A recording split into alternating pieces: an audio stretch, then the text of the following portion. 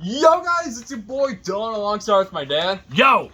And today we're actually going to be doing a whole post-match our reactions to it. King and Queen for the WWE event and that was on Peacock this afternoon. And before we get started, guys, if you have never watched wrestling before because of the antics, the drama, the everything, right now is a good time to get involved with it. Things have really changed around.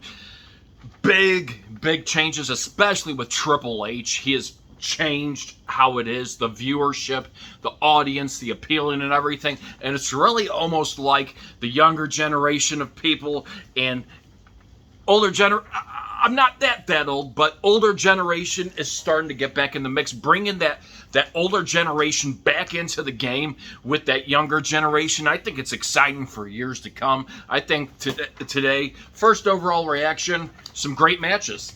All right, so we're going to get into the first match. I am going to go in order on how they did it, which was Jade Cargill and Bianca Belair versus Indy Hartwell and Candice LeRae.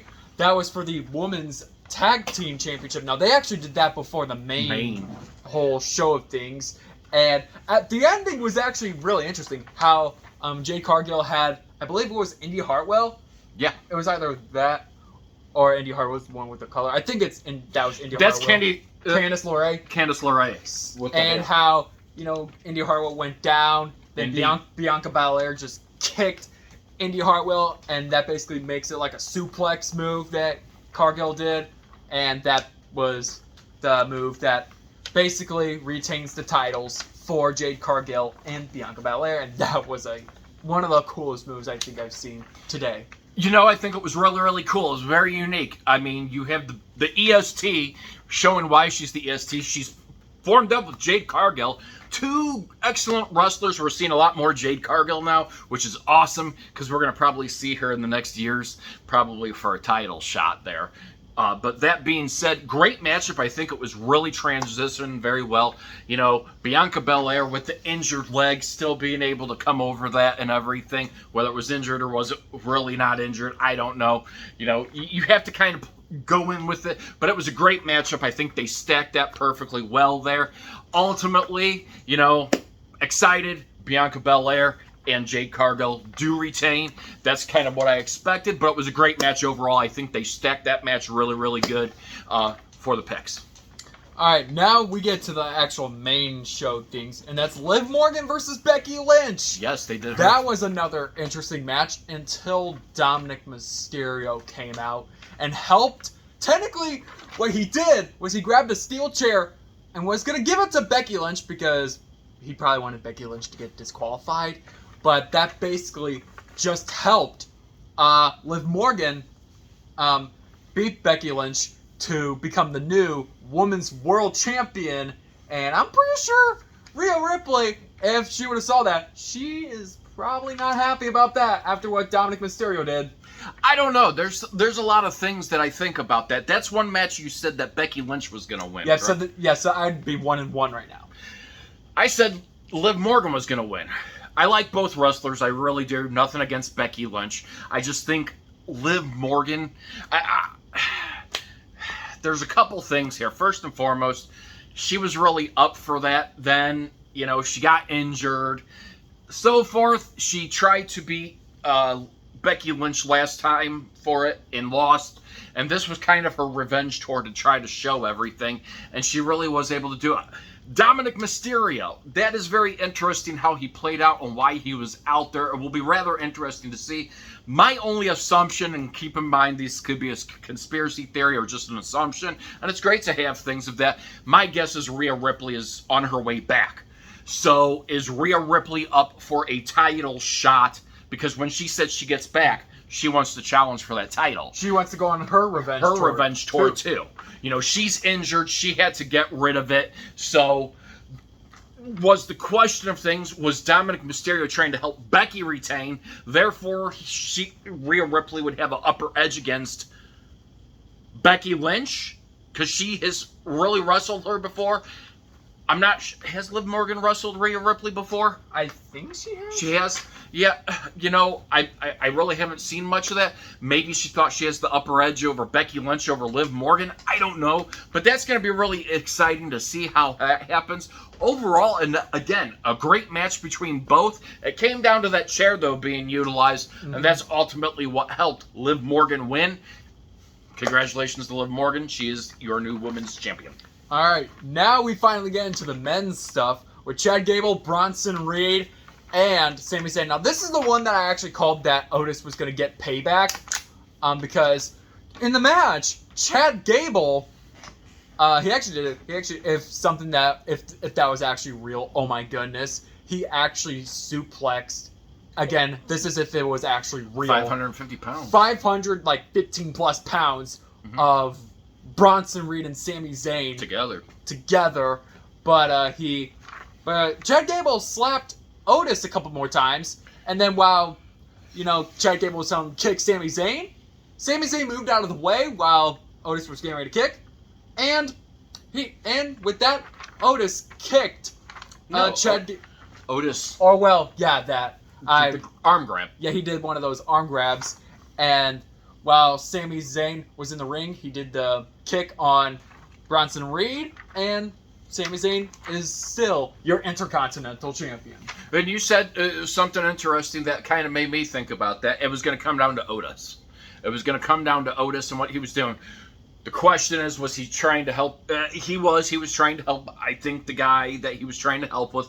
Hopefully, this is. I think we're seeing Alpha Academy implode, and I think come Monday night, Alpha Academy will probably be done. Maxine was sent back by Chad Gable. He wanted Otis to come and defend for him. Ultimately, it was a clean shot, to get Sami Zayn. Sami Zayn ducked, and then Otis hitting Chad Gable. I expected a little bit more out of Bronson Reed. I am kind of disappointed about that, but given the circumstances, it really did come down. You were right on that, on Otis being the guy right there. To kind of make it to where Sami Zayn. So it will be interesting to see where Otis sits come Monday night. That's going to be Monday night is probably going to be something we're really going to have to watch out for very carefully. That's going to decide the future of Alpha Academy. Yeah. But we're now going to go into the Queen and King part, starting with the Queen of the Ring. Lyra Valkyria versus Nia Jax. This is the one that I said that Valkyria was going to win, and that didn't last long. Nia Jax was able to squish Valkyria. No. No. She pretty much made it her own mark. She made it her own mark, her own move, pretty much allowed Nia Jax to do what she can do best, which is annihilate you guys. And that's what it is. Yeah, you can call it squished, whatever. She annihilated her. She lives up to that name and everything as far as off it. She is a dangerous force to be reckoned with and going from there. But keep on going with what you're saying. And actually, to summarize this a bit for Queen of the King of the Ring before I continue, there was actually something on the line. I don't know if we heard it a week or two ago, or maybe even earlier this week, that whoever wins King and Queen of the Ring will actually get a title shot, just like Royal Rumble. They'll have a chance to challenge someone at SummerSlam this upcoming August. So that's gonna be interesting to see who she's gonna go for. She might go after Liv Morgan. I think she is. I think she said she wants to be women's heavyweight. Yeah, I think that's the women's world champion. Yeah. But that was just a quick win by Nia Jax. My question is how I mean, I understand, there's nothing wrong with picking your underdog to win or whatever, but what made you strategically go with Valkyria to win that? I don't know. I mean, Nia Jax she's damaging. I mean, I think she'd be able to beat me in the wrestling ring. She really would. I mean, I think she's just that good. I really do. And, comedy or whatever, I'm still figuring out how. I think it was a bad comparison match that they stacked up here. There was going to be a lot of uphill that she had to go over compared to Nia Jax. I mean, that was just the height difference, the muscle difference, the whole nine, the physique difference and everything as far as off of it. It was a big difference. And when Valkyria did that move, it just pretty much cemented her loss. I mean, there was no effort for that. She just kind of sat on her. And didn't have to move or anything. And Valkyria was out 1, 2, 3. So, you know... I mean, for Rising Stars, you're gonna have to lose a couple. Yeah, and I understand that. You know, you're putting your name out there. You want to get your name out there, and it's really good. Now, hopefully, this is a building block for her. And sometimes it's better in a way to start off at the lower level and then work your way up. Sometimes, but all right, this is where we might start getting a bit more into the really interesting matches, because for King of the Ring, it's Gunther and Randy Orton, and this is the one that I picked Gunther to win.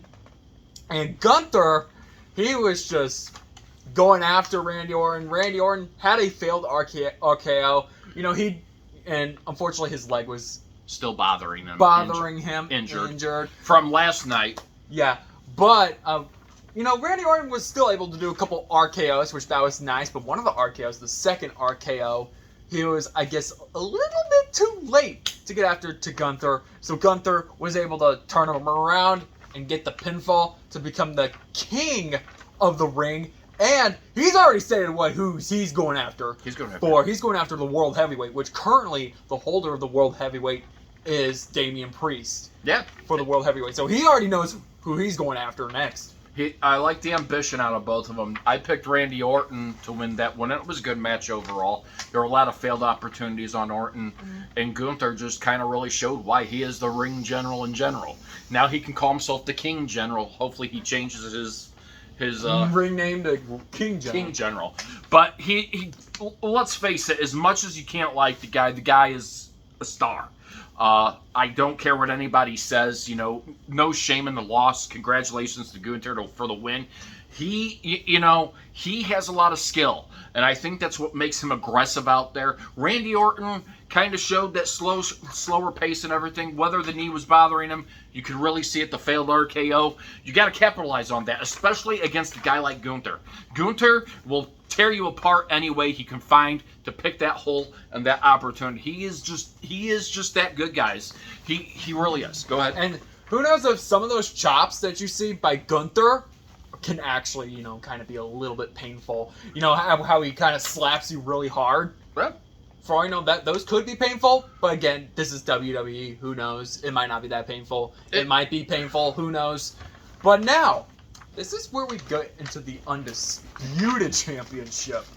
Logan Paul versus Cody Rhodes. Unfortunately, I had Logan Paul winning, but that didn't go as planned, because this match was almost similar to the WrestleMania 40 match between Rhodes and Roman Reigns, where, you know, Rhodes almost looks like he's injured, he's about ready to give up. His ribs hurt. And then all of a sudden he comes back, he does like 3 actually I think he did 2, but 1, 2. The third one was actually a little slow and delayed, but after that third count, then Cody Rhodes will retain. I don't think they're going to let him lose that title that easily. You know, he's been champion for like almost 50 days, yeah. almost 60.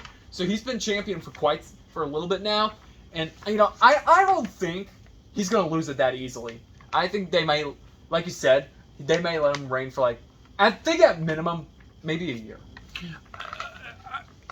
You know, and don't get me wrong here. There's nothing against Logan Paul. Kevin Owens stated it perfectly fine. He's actually a good person. He actually is really good. But however, those brass knuckles. Like he said, he's a moron, because he has to use the brass knuckles and everything. If he took that out of there, he's actually really good. I mean, you saw what he was able to do to Cody Rhodes, correct? Without the brass knuckles. But unfortunately, during the match, he pulled out a brass knuckle. He was about ready to punch Cody Rhodes, but you know, one of the Saudi Arabian announcers came out and he kicked him. But then when he was about ready to do his punch, Cody Rhodes stopped it. So, you know, and that's where he was able to get the cross. Cody Rhodes is probably one of the first wrestlers to stop Logan Paul from getting brass knuckled in the face. And another thing, it was not for Grand Slam. We aired on that part when watching it was just undisputed. So that means So that means if Logan Paul would have won, He he'll would have that's on his side. He'll get the undisputed in United States. And for Cody Rhodes, it's just a retain. Correct. And, So you know, I think there were so many loopholes that Logan Paul put in there. He did make it interesting, but he did that to get his shot at the title, I think, to get his name, and then to say that Cody Rhodes didn't deserve a chance at the Intercontinental Champion, or not. Yeah, it might have been undisputed. I don't know. Yeah, so not Intercontinental, but that being said, for Cody Rhodes not to get a shot at it, that was kind of a slap in the face. But overall, it was a very, very good match. I'm not going to lie or deny there. Logan Paul can actually, he knows some stunts and moves. But if he kept the brass knuckles out, I think people would take him more seriously. It was kind of interesting to see Logan Paul argue with Michael Cole and Corey there at the end. This is where you learn to respect and everything. Logan Paul doesn't have that. I understand he's young and cocky, but you give Michael Cole and Corey respect. They are two of the best in the industry, especially Michael Cole as an announcer. He's great. He is. You got to give those. It starts with respecting those guys. So when he starts, if he takes out, everything, that he does that's immature-ish, I think he would do a little bit better than what he can. I think if he took that out, people would take him more seriously as a wrestler or whatever he wants to be able to do. And, you are going to see a lot more of Logan Paul. I think you are. But, I think he needs to take that act out of there and he can show himself what his true defined character is. But overall, I think these were great matches overall that they stacked up against. Minus the Nia Jax match, I think they could have positioned in somebody else. Although you made a great point. You got to get your name out there somehow. So what better way to win a splash like that and kind of do? I could have thought of probably 30 other people, but sometimes it's not up to that. It's how they want to go ahead and do everything, and you got to respect it. But go ahead. I think if I was, from my reactions to it, I think the biggest disappointment would. I think the biggest disappointment would probably be the Nia Jax one. Yeah. I think that might have been the more obvious one, who is probably gonna win that one. But I think the most entertaining would have probably been the undisputed title, or the runner-up, or maybe even the top, would probably be the King of the Ring. That was a bit more physical, right, and all that. And both matches, undisputed and King of the Ring, were physical as well. So it was really good. I think it was really good. Again, I think one of those things, and a lot of people don't define wrestling as a sport because you don't see it a lot in everything. I think they're doing really, really good with how they're making the movement on wrestling, guys. And if you do not watch wrestling, Monday Night Raw, come Monday night, this upcoming Monday, is a great chance to get your feet wet to see some of this stuff. I mean, honestly, to tell you the truth, I stopped watching wrestling for a while just because of how things went.